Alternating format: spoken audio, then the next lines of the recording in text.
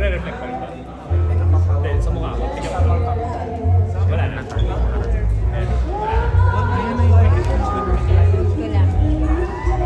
Wala. Hintay ko na siya na sulit. Sige, ako yung certificate na hintay ko. Ay, nasa kanya. Miss Cheryl, can we do a quick interview lang? Yeah, sure. Ah, sige. Ay, medyo mabigat po ata. And how does it feel po na you won Best Actress dito sa Gawad Dangal 2024? I feel so blessed and it's a big privilege. Maraming salamat sa lahat ng bumubuo ng Gawad Dangal Filipino Awards. Isang malaking karangalan. Actually, bonus pa dahil dalawa yung awards na binigay nila sa akin itong gabi. Hindi lamang for Best Actress for TV of the Year, kundi pati na rin yung Best Face of the Night. Face of the Night. So, Kitang-kita maraming naman. salamat kila Direk Rom. Congrats!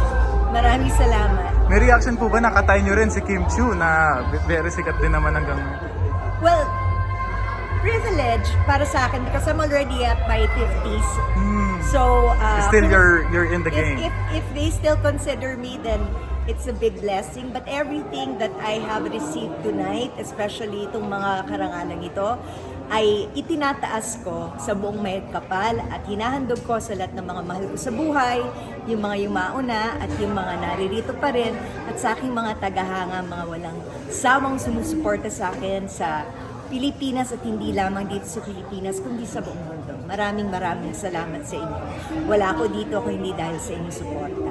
And speaking of congratulations, Lilet Matias is doing well. Ang taas po ng ratings. Maraming salamat. And to my cousin who's actually in Turkey right now, I will be seeing you soon. Maraming salamat sa stylist ko si Zia and sa aking makeup artist si Che, si Tutsi Che.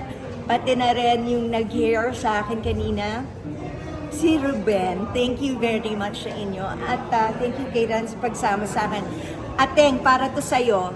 Kay Rams David, magpagaling ka. And sa lahat ng mga sumusuporta sa Lilet Matias, attorney at law, andito pa rin po kami. Samahan nyo kami sa araw-araw. At kung po kayong bibitiw, maraming salamat sa creative namin. At saka sa lahat ng bumubuo ng Lilet Matias, para rin sa inyo ang award na ito. May chance po ba na mag-reunion sina Miss Danita po and Manilyn Reynes? Sila Tina at Manay. Actually, we were being asked to do some series of shows.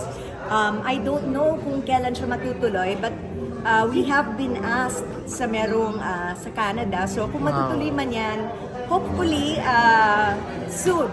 But because ongoing pa rin ang Lilet Matias, we don't know dahil right now we're doing our second season. Maraming salamat sa inyo lahat ng mga Congrats. support. So, depende. Kung may extend, medyo mag-iiba yung Takbo mga na. yung mga dates. Pero kung hindi man ma-extend siya, then siguro mabibisita namin kayo dyan sa ibang bansa, probably Canada, US, ganyan. So, ganun. And thank you po and congrats po ulit. Thank you.